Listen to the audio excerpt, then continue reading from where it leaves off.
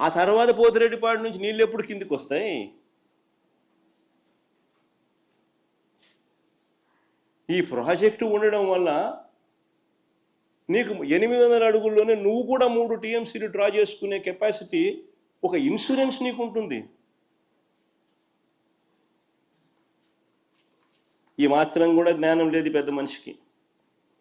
ఇంకా చంద్రబాబు నాయుడు గారు ఇంకా ప్రాజెక్టును ఇంకా కన్ఫ్యూజన్ క్రియేట్ చేయాలనే ఉద్దేశంతో ఈ పెద్ద మనిషి చంద్రబాబు నాయుడు గారు రాష్ట్ర ప్రయోజనాలను, కరువు పీడిత రాయలసీమ నెల్లూరు ప్రయోజనాలను చులకన చేసి కూడా మాట్లాడుతూ ఉన్నారు. ఆ లిఫ్ట్లో ఆ స్టెబలైజింగ్ రిజర్వాయర్లు అంటాడు స్వామి. రిజర్వాయర్లు కాదు స్వామి కట్టిందాడా, స్టెబిలైజింగ్ రిజర్వాయర్లు. అవి కట్టకపోతే కుప్పంకు, చిత్తూరు జిల్లాకు తాగునీళ్ళు కూడా పోవు.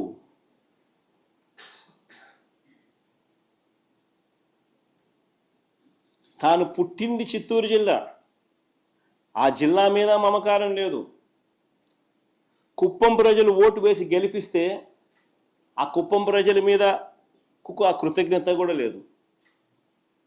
హంద్రీ నీవా ద్వారా ఉమ్మడి చిత్తూరు జిల్లా ఎంత దూరం ఉందో తెలుసా?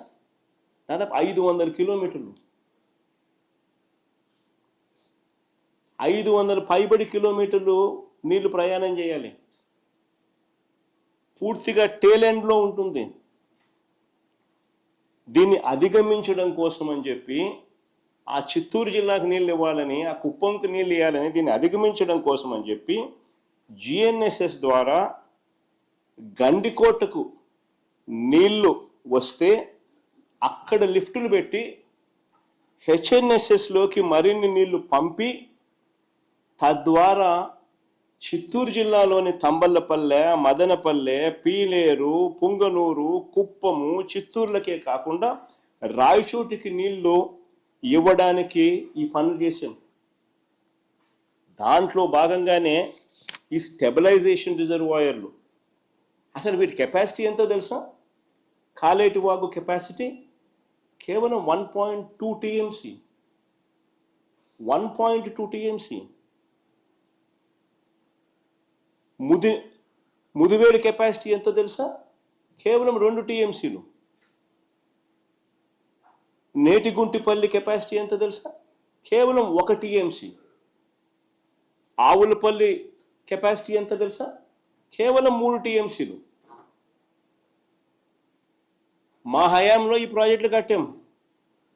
ఈ స్టోరేజ్ కెపాసిటీ కానీ లేకపోతే నీళ్ళు ఎలా ప్రవహిస్తాయి? 500 కిలోమీటర్లు దాటి టేలెండ్లో ఉన్న ప్రాంతానికి నీళ్లు పోవాలనంటే ఈ స్టెబిలైజింగ్ రిజర్వాయర్లు కానీ లేకపోతే నీళ్ళు ఎట్లా ప్రయాణం చేస్తాయి? ప్రజల గొంతు ఎలా తడపాలని ఆలోచనలు లేవు వెనుక. ప్రజలు అల్లాడుతూ ఉంటే వాళ్ళకి ఎలా మంచి చేయాలి అనే ఆలోచనలు పుట్టవు వెనుక. దిక్కుమాలిన అబద్ధాలు, దిక్కుమాలిన మోసాలు. ప్రజల గురించి ఏ రోజు చీకు లేదు, చింత లేదు. చెప్పేటివన్నీ అబద్ధాలు, చేసేటివన్నీ దొంగ పనులు.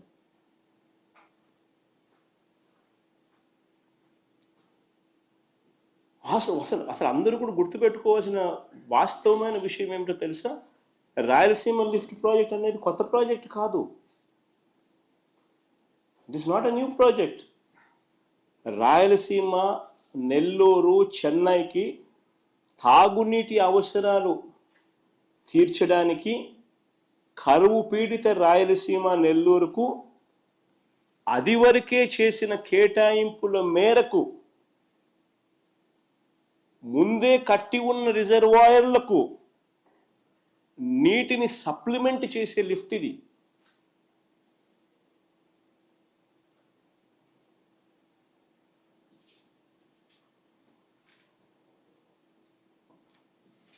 కృష్ణా నదిలో వరద వచ్చే రోజులు